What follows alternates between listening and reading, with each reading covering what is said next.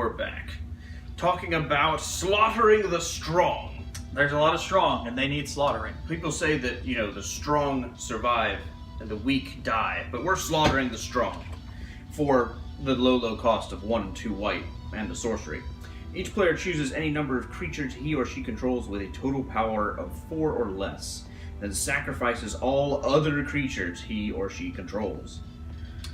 Basically, it's a board wipe for 3 mana Right. in the right circumstance. what this card is designed to do essentially, though they couldn't word it this way, for obvious indestructible reasons, is every creature power greater than 4 gets sacrificed. Yeah. Is essentially how it reads. It just has to be worded differently. So if you It's actually slightly better than that. Yes. So if you are only playing power 4 or less creatures, then you're in the clear. You can run this all day long and not have any concerns. But if you are playing bigger creatures like dinosaurs, this will be one of those cards you have to worry about, which is problematic because we already have to deal at this time with Bantu's Last Reckoning and Fumigate and Settle the Wreckage. So there's a lot of board wipes in Standard right now. I need to get back into Standard. Control is very well set up right now. With And it hasn't been set up for a little Scatter, while. Cycling, or Censor rather. It hasn't been set up for a little while, and I think that's okay. Kumena's Awakening. Enchantment for 2 blue and 2. It has Ascend. At the beginning of your upkeep, each player draws a card. If you have the City's Blessing, instead only you draw a card. So kind of a cheaper, bluer You know where staff. he goes. Where's that? The Locust God. Yeah, the Locust God. I forgot he was in Standard. Yeah, and funny. he likes making a lot of permanents very quickly. And this helps That's true. This helps him ascend. That is true. Very nice. Mm-hmm. Now, we're going to talk about my favorite card in the set, and it's actually my biggest problem with this set. Really? Because a lot of these cards we've discussed to date, I haven't even looked at before. Because I started looking at this set, and I determined in my cursory inspection that there appeared to be a lot of really good cards in this set, but I wasn't sure about that. Because I was being completely blinded by Mastermind's Acquisition. Do tell. 2 black, 2 sorcery. Choose 1. Search your library for a card, put it into your hand, then shuffle your library. Or choose a card you own from outside the game and put it into your hand. So this is 2 in 1, either a Diabolic Tutor or a Wish. With no drawbacks on either. No drawbacks. Tutoring often has some kind of drawback, or it is expensive. Right. 4 is like the threshold for a tutor with no drawbacks, and so you're getting that here. They have reprinted Diabolic Tutor. Right. Wishes universally have a restriction. Right. Universally, all wishes are either expensive or have a restriction. Yep. This is a restrictionless wish for 4 mana in a mono color. You don't even have to saddle your 60 card main board with the card you plan to get off of the wish. It can just sit in your sideboard. It could be Approach of the Second Sun. It's a funny card. Mm. So, Oh, on a scale of 1 to 10, how much do you I will like interrupt. this card? I will interrupt this briefly because you just gave me a hilarious idea. What's that? We need to run a deck that has Blood Sun and Approach of the Second Sun. The Sun deck? Well, because Blood Sun's a 3-drop. Right. And Approach of the Second Sun's like a 7-drop. Right. So you go, I'm playing Blood Suns. It's Blood Suns. But now here comes the Approach of the Second Sun. Oh no! Additional suns! Yes. But, to answer your question, they're going in every deck I own. For good reason. Every deck. For good reason. Every deck I own is getting a Mastermind's Acquisition. Because it's another piece of a nefarious puzzle. That's the flavor text. The flavor text, that's it says. So what do you think about this card? I think that I've always felt uncomfortable playing 4 for Diabolic Tutor. I think that I'll feel a lot better about it now that I have modal options. I don't play... Black is by far my least played color. This is true. But I've played it enough and played against it enough to know that this card... And there comes a point, at least during Commander, at which the fact that it costs 4 doesn't matter as much. What really matters is the fact that it gets you a specific piece of the puzzle that you need at the time. So ultimately, yes, I think it is a strong card, and I think it's a good upgrade on the usual format. Yeah, getting cheap tutors in any combo deck, because any of you who've watched any of my videos long enough know I'm a combo player and I'm a Golgari mage. That is what I am. And so seeing a good tutor printed makes my life easier, and it just makes me a happier Magic player, because good tutors are hard to come by. Good tutors that cost 4 or less are really hard to come by. They haven't printed since Diabolic Tutor. They really haven't printed an unconditional tutor at 4 or less. So what you're essentially saying is the fact that this is getting printed basically affects every subsequent game for you from now on, for the most part, to some degree. Like I said, this card is going to go... I say it, I do say it jokingly because it's not going to go in some decks that I own. But it's a card that my first instinct is, I need, how many decks do I have? That many of this card. That's how I feel about a lot of the green cards they print. So moving on from one of the better rares to what is, unfortunately, based on the price it's pre-selling for, going to be what everyone considers the junk rare of the set, is a card that I personally find very cool. It's very nostalgic. Form of the Dinosaur. Tell us about it. It is a 6-drop, a 4 and 2 red enchantment that says, when Form of the Dinosaur enters the battlefield, your life total becomes 15. If it's higher than 15 at the time, you only lose up to 5 usually. If it's lower than 15, say you're at 2, 3 life, your opponent's about to kill you, this brings you back up.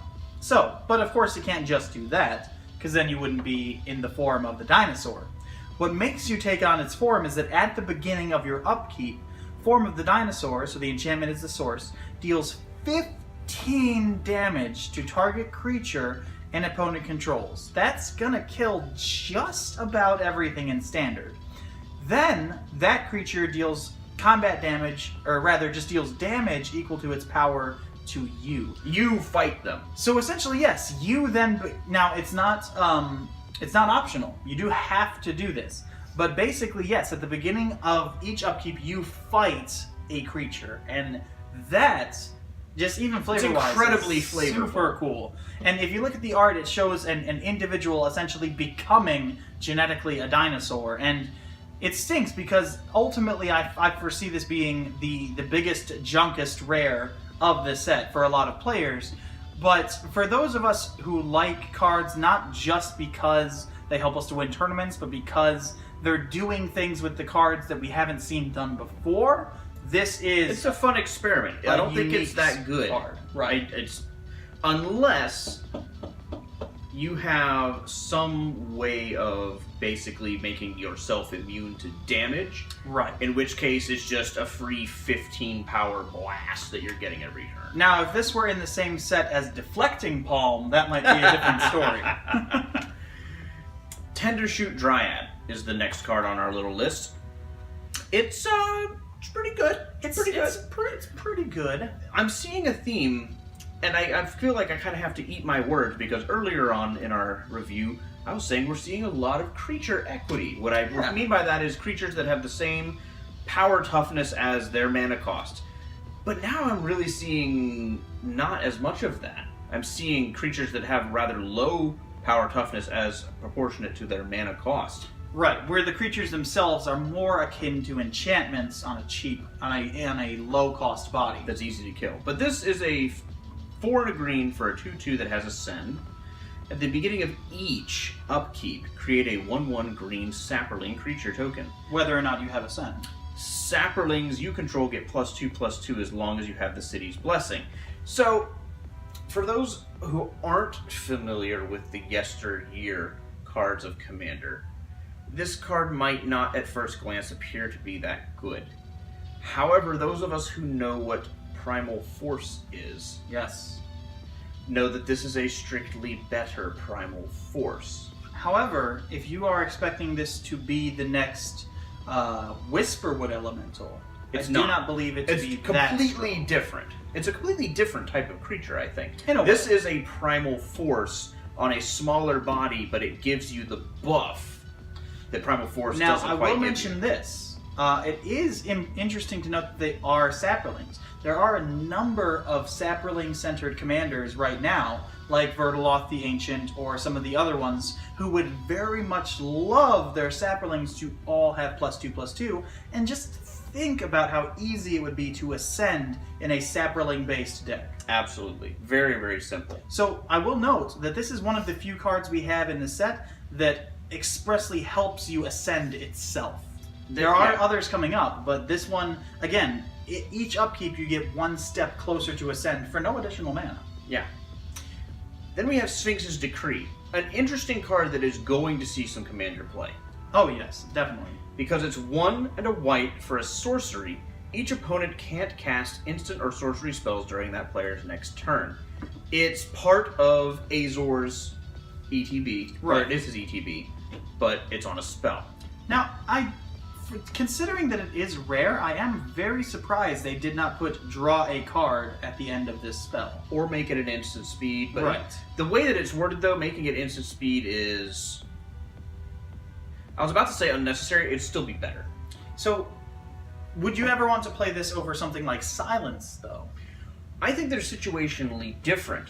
I think this is a stalling card. This is when, because it's during their next turn. Right. So if this is going to prevent someone from maybe storming off if you suspect they're about to, Or board wiping. or board wiping, if you get the sense that they're on a spell deck in general, this can slow them down a turn. If their only creature is Torrential Gearhulk in their entire deck, this might slow them down a little bit. Just a little bit. Seafloor Oracle. 2 blue, 2 for a 2/3. Whenever a merfolk you control deals combat damage to a player, draw a card. The merfolk synergies are very strong because almost all of them say whenever a merfolk X, you X. Right. Which, of course, just It's almost continues like- to go on itself. It's basically like slivers. Yeah. Because accepting the slivers, they just goes, all your slivers get this ability. Right. The merfolk have to do something, but they get an effect. It's basic, and it's almost always triggers, too. Yeah, it's triggers. So, something we forgot to mention before, he is a 2/3. Being that he is a 2/3 merfolk for 4, we do have to remember that the biggest knock against this guy is that he will have to compete or share a spot with Herald of Secret Streams, which is, again, all your merfolk become unblockable. So essentially, if you have both, my gosh, are you in the money? But for a lot of players who have to pick one over the other, choosing between what feels essentially as your whole team is unblockable versus your whole team draws you cards when they hit is going to be a choice each player has to make. I personally prefer this. I'm grinning because I just took a peek at the next card. Oh boy. Tomb Robber. Not Tomb Raider. He's a 1/1 for a black and 2. He's a human pirate with menace. I love the flavor of it because I'll explain why in a second. You pay 1 and discard a card to make him explore. Repeatable Explorer. But it's also the flavor, because what happens when you explore? You reveal the top card of your library, put that card into your hand if it's a land, otherwise you put a 1/1 counter on him, then you put the card back and put it into your graveyard. So if he's drawing a land, he's literally rooting through this tomb going, no, not that either. And just Here we go. But he's either like chucking it into your graveyard, or he's throwing it on the bottom of the deck. He's just like looting his way through. Like Goblin Rummager. And they do go to the graveyard too, which is interesting for anything that cares about reanimating or anything like that. Do not be fooled. Anything that says you can discard a card as part of its cost is usable by black strategies. Yeah. Silverclad Ferocidon. It's an 8/5. That's a power toughness combination I don't know if I've seen before. It's definitely not common. It is present on a couple old reds. Oh, for this set, definitely not. For some older 8/5s, it's possible. So, but it costs 7. It has Enrage. Whenever it is dealt damage, each opponent sacrifices a permanent. How excited are you for this card? If they're playing treasure token tribal, essentially, it's not as good. However, if you can enrage this guy, 2-3 times in a turn without him dying. Up to 4. Up to 4, essentially, unless you give him any toughness buffs, anything like that. Unless you do something else. But yeah, up to 4. Accepting that they exile him. If they want to kill this guy through damage, or block him, or, if he blocks, they have to lose something. And that feels good. That feels like value. Now, again, as we mentioned before, he has a lot to compete with, as there are other 7-drop dinos, even in this set. But I think this is one of the better ones. There's some cool 7-drop dinos. There's a lot of cool 7-drop things. There's a lot of just 7-drop things because. There's even a 7-drop merfolk. I'm excited about a certain 3-drop. The Wayward Sword Tooth. Ooh. Oh, you know what? I'm excited about it. I have a feeling you're more excited about it. Just a little bit. Just take it away. So, the Wayward Sword Tooth is a 5/5 for 3. That's right. A 5/5 for 3. So you know something's there's gonna happen. more. It has Ascend. Of course, Ascend is going to play into it. Even if it's not Ascended, here's what it says. You may play an additional land on each of your turns. Now, that is not a mechanic we really see very often. And let me just mention... You can count it on, a hand. And not only that, but we're in a set where exploring draws you additional lands into your hand that you wish you could play that turn. And then if you have the city's blessing, he can attack or block. Otherwise, he can't. So his final text says, Wayward Sword Tooth cannot attack or block unless you have the city's blessing. So in that regard, he's almost similar to kind of the older gods we've seen. He reminds me actually more of like a slumbering dragon. Yeah, like a slumbering dragon, or like the gods where from Amonkhet it was conditional if they could attack or not, Ronus, things like that. To where he's a huge body for cheap. And when he first comes down, he's going to get you something. He's like an enchantment. But then eventually he's going to turn on, wake up. He also kind of helps you ascend. Yeah, because he's not actively you're automatically getting closer every turn. Right. You have to still hit your land drops, but you can help you hit them faster. So ultimately, very excited for this guy. He also helps you ramp into other dinos. Yes. So, a dino that ramps into dinos is a dino worth playing. Let's look at the Temple Altisor. If a source would deal damage to another dinosaur you control, prevent all but one of that damage. He's a 3/4 for 5. So, he has a lot to compete with. He might not be super playable, but something I did not catch the first time is that he doesn't just prevent all the other damage to your dinosaurs. He lets enough go through to where their enrage gets triggered. They will enrage, and that is all. Exactly. They'll enrage just that, and they won't hopefully die to damage. The Warkite Marauder is a 2/1 for 2 with flying. Whenever it attacks, target creature defending player controls loses all abilities and has base power and toughness 0/1 until end of turn. It has been a while since we have had that effect in Standard. Turn something into a tree. Yeah, that's it. Okay, now here's my one complaint about this card, though. Okay. The card's good. Oh, it's very good. That's not my complaint, but the card's good. I don't get the flavor of how it does this. Huh. Because it's a dude on a hang glider. Right, that looks like a dragon. How is he turning my dude into a tree? That is a good question. But we don't know how. I guess we'll just have to say it's magic. Because he's a Warkite Marauder, he's a human pirate. Okay, he's I don't get the flavor of how he's making me lose my abilities and become a 0/1 by looking at a 2/1 that's flying over my head. I couldn't tell you. But what's his charisma? Am I just that much in awe of what's going on here? You're here? literally just so surprised to see this man that the sheer shock of it saps you of all your power and toughness and causes you to throw down arms. I'm old and feeble! So, is this guy good? Yes, Oh, yes, and yes. This creature is fantastic. If they have a 7/7 you can't kill with your shock, guess what?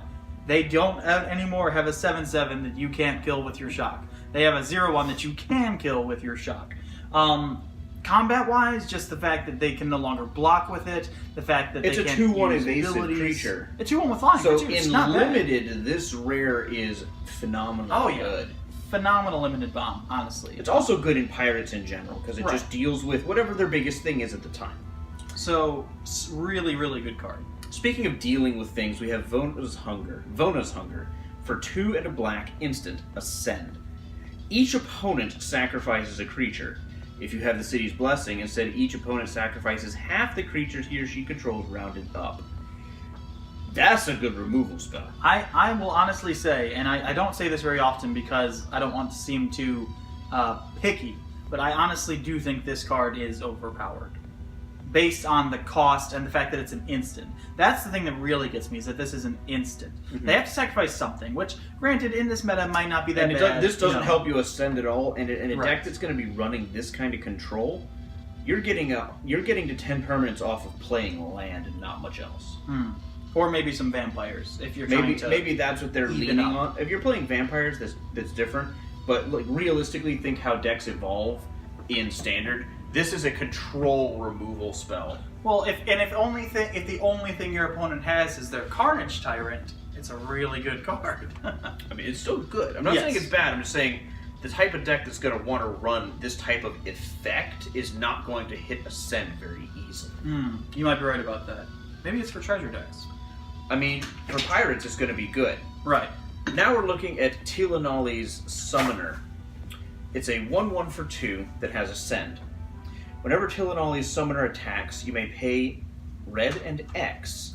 If you do, create X 1/1 red elemental creature tokens that are tapped and attacking. At the beginning of the next end step, exile those tokens unless you have the city's blessing. So, again, this is one of those Ascend cards that helps you get to Ascend.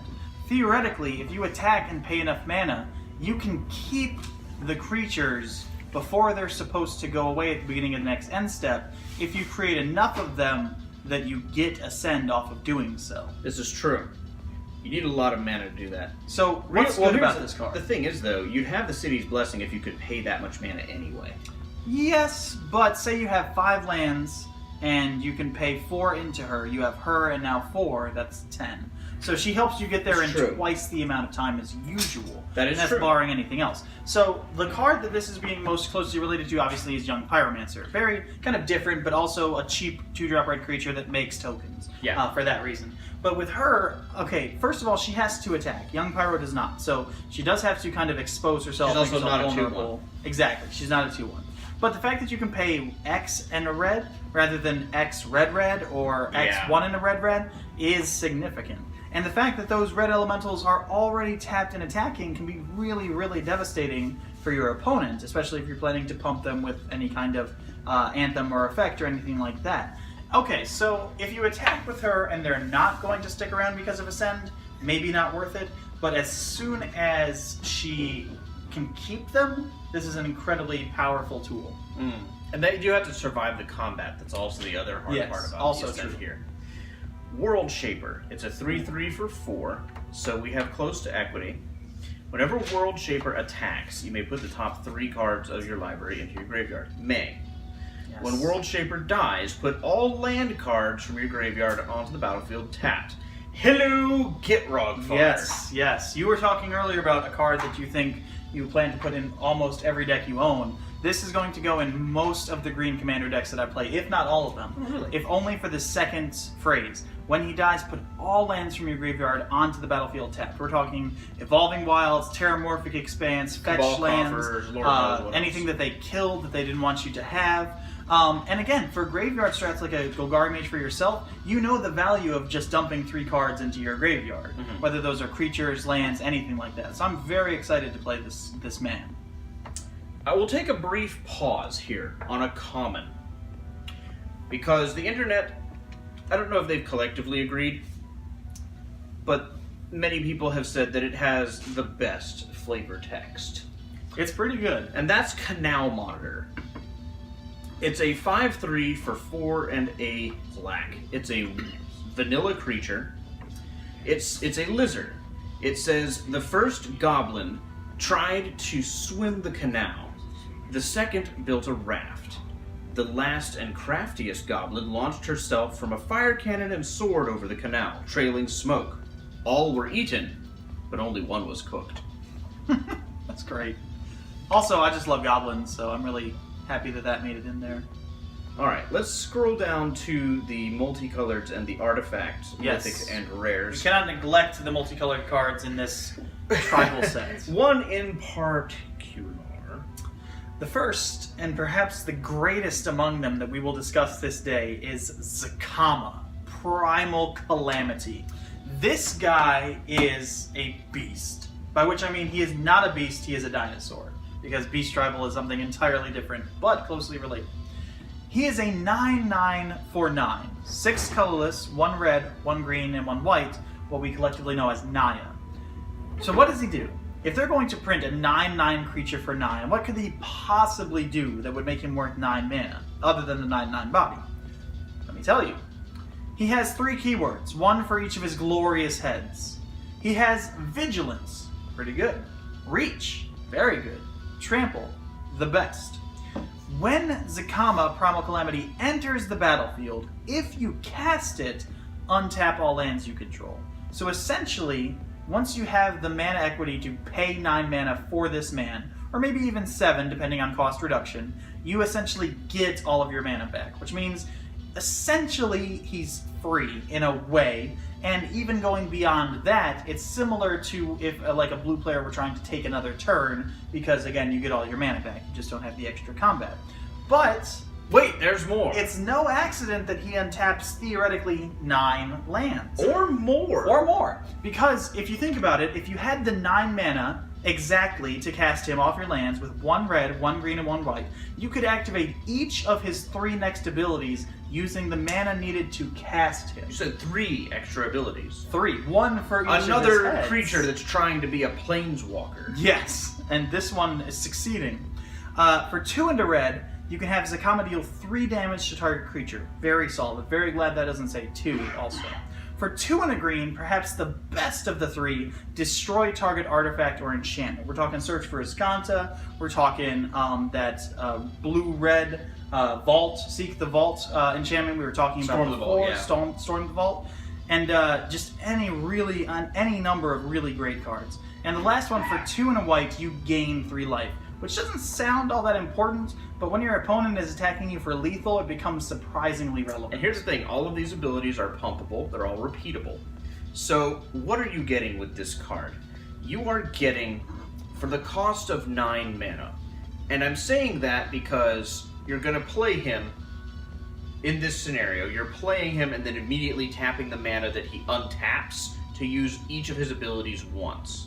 Let's assume you're just going to go down the list. What are you getting for 9 mana? Right. You're getting a 9/9 Vigilance, Reach, Trample. You're also getting a Reclamation Sage effect. You're also functionally pointing a Lightning Helix at a creature. Right. Yep. Because you're gaining 3 life and doing 3 damage to a creature. You're blowing up an artifact or enchantment, you're getting a big honkin' Hydra dinosaur. Or any combination of the 3. That's the thing, you could put 9 damage on a creature, you could blow up 3 artifacts or enchantments, you could gain 9 life, or any weird combination of all of them. And I have said it in private conversation, I might just build Naya for this guy. He is worth building around. He reminds me very much in some of the stuff that he does, but it's different enough that I like him better. Right. He reminds me of the Shattergang brothers. Yeah, the Shattergang brothers. I remember them. But he's not Jund. If he was Jund, I would absolutely play him. Right. Because green and black, my favorite colors, as I've said it several times before. And Naya is my favorite color, so that works But out. if he was Jund, I would hands down play him. I don't care what his 3rd black ability is. I would play him if he was Jund. Right. But Naya is the official color of dinosaurs, and so but I will probably build a Naya deck around this guy to see if I can do something with it. And I love this guy. So the biggest talking point with this guy that I've seen online is how he compares and or interacts with Gishath, the previous 3-color dinosaur. The first thing to note is, of course, if Gishath brings him into the field, you don't get to untap your lands. This is true. Moving beyond that, there's 2 ways you can think about this, either in respect to standard or in respect to commander. As a commander, now that more dinosaurs exist, Gishath has gotten proportionally better as a commander. He's cheaper, he can attack immediately, he gets you immediate value, and he can really amp up your board. This guy, on the other hand, is a little different. He doesn't put additional dinos out there, but the turn you cast him, you do get to untap all your lands, which can, of course, be very devastating, and he gives you activated abilities to use his mana sinks. Much like the white elder dinosaur, this is an elder dinosaur. Much like the white elder dinosaur, the Zacama Primal Calamity, it fits a niche where you have a Naya deck, but you don't necessarily... It doesn't necessarily do any of the things that the Naya commanders that are like pigeonholed do. Like, you're not running not Marin. What's your Mael? You're not running Mael. You're not running Gahiji. You're not like necessarily on those plans, but you want to run Naya colors. Look, here's a Plan B commander. This is what I call a Plan B commander. Right. If your deck can do its thing on its own, it doesn't need a commander to run, but you need a commander for colors. Why not just make it a really good creature? Right. It's the whole plan behind my Sliver Hivelord commander deck. I run no slivers in it, but it gives me 5 colors, and of all the creatures that run 5 colors, why not have a 5/5 indestructible? So on the one hand, he doesn't synergize maybe as well as some commanders. On the other hand, he doesn't really care what you have in the deck as long as you get enough mana to cast it. He's very much the deck can do what it will. I'm just gonna roll up in here and do what I do. Right. And he gives you so much option in Commander. The ability to, if you have him in play, it's tricky to keep him out. You have to play him and keep him out. But if he's in play, they have to think about artifacts or enchantments that they have in play or are thinking of playing, because you can blow them up as soon as they land.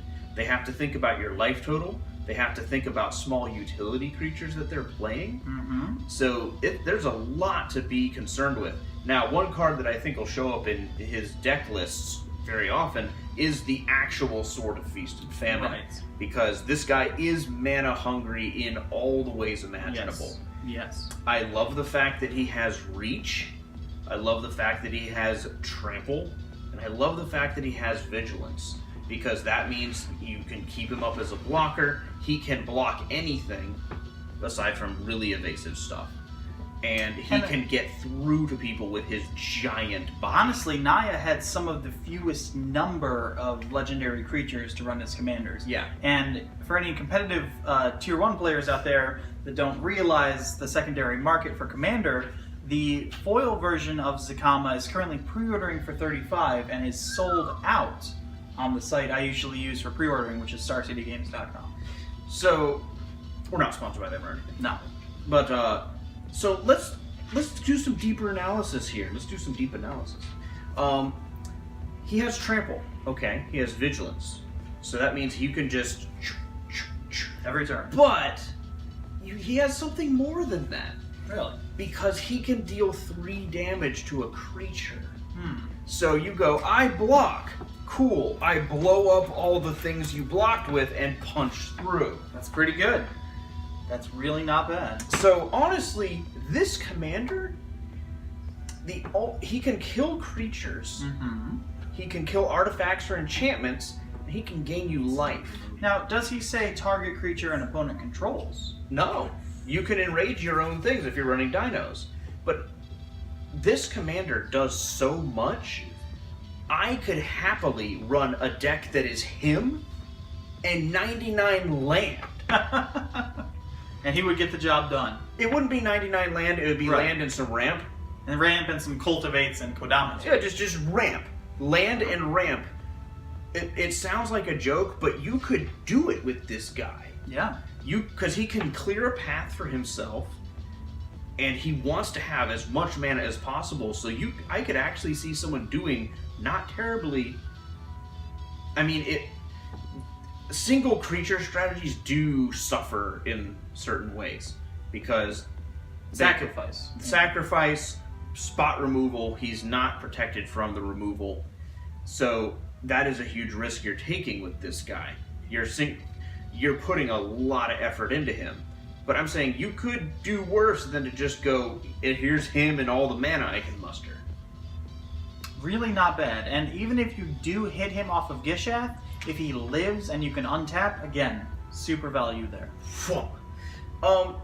Yeah, I see a lot of different lines you can take too, because you could sit there and just go, like, imagine a deck that has him and is Naya spells. If you're running like a weird Naya stacks control weirdity, and so if you're playing something that's draw go, right, which in Naya is not very common, but let's just for the sake of argument say you're doing that, he's really good for draw go because you leave up your answers to do whatever things he can't do. Right. And then at the end of this person's turn before you go, I don't have anything better to do. Do I have creatures to blow up? Yay, nay. You just go down the list. Do I have creatures to kill? Okay, no. Do I have artifacts or enchantments to kill? Okay, no. Okay, I just gain 3 life however many times I have mana for. Right. And then I untap and just draw a card and pass again. He always does something. He can gain you life. He can blow up creatures. He can remove pesky things from the board. Artifacts, enchantments are a huge part of any infinite combo. Yes. Creatures are a part of any infinite combo. So if you have 6 mana of green or red sitting up at any given time, you are proof against a lot of infinite combos. Basically, the only thing you can't worry about or can't handle are spell-based infinite combos. Right. Which makes sense given his color combination. Yeah. Looking at the slightly different things that do deal with spells, we'll talk about the Protean Raider briefly. Now, I will say, they've tried a lot of variants of the clone effect over the years, and I really like what they've come up with. I don't like this one. Really? I haven't even fully read what it does, but I don't like it strictly because it has red in it. Oh. Which means you can't put it into a shapeshifter tribal deck. Well, I will say, the best clone they printed so far that isn't, the Phyrexian one is Dax Duplicate. Which, again, you can't put into a shapeshifter tribal commander deck. Unless you really want to. You can. Oh. Because the only shapeshifter commanders are Esper colors and Dimir colors. But the Protean Raider has Raid. If you attack with a creature this turn, you may have Protean Raider enter the battlefield as a copy of any creature on the battlefield. Again, it's a shapeshifter pirate. It cares about attacking. Yep. That's what they do. Next. Anytime you think about a clone effect, you have to think about 2 things. Are you running things that you would want to copy? Which might or might not be the case. In this case, you're playing Raid, so probably... There's so many utility secondly, creatures that do stuff that you're probably going to want something copied. Are your opponents running huge creatures that you would want to copy? Is the other thought. Like the Siegehorn Ceratops. Right. It's not a huge creature. It's a 2/2 for Gaddock Teak colors.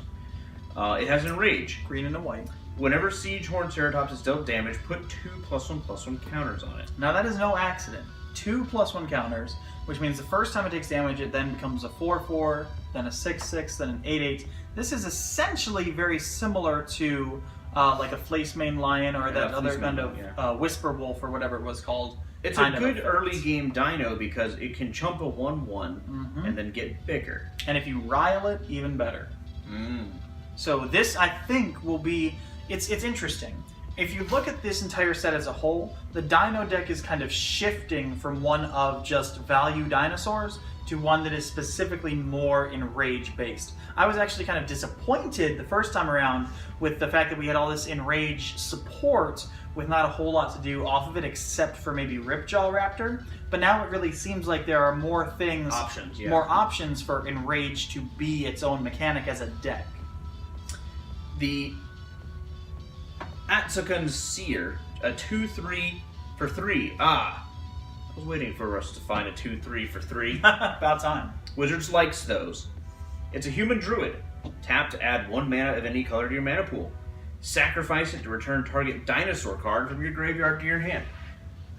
Now, how much better would this card be if it costs 2 mana instead of 3? Oh, if this costs 2 mana, it would be just such an auto-include that I can't even tell you how fast it'd be selling out, even though it's an uncommon. Mm-hmm. The fact that it's 3 is what makes this card kind of fair, in a way. If this were 2 mana for a mana dork that mana of any color, even if it were just like a 1-2 instead of a 2-3, that would be a bit much.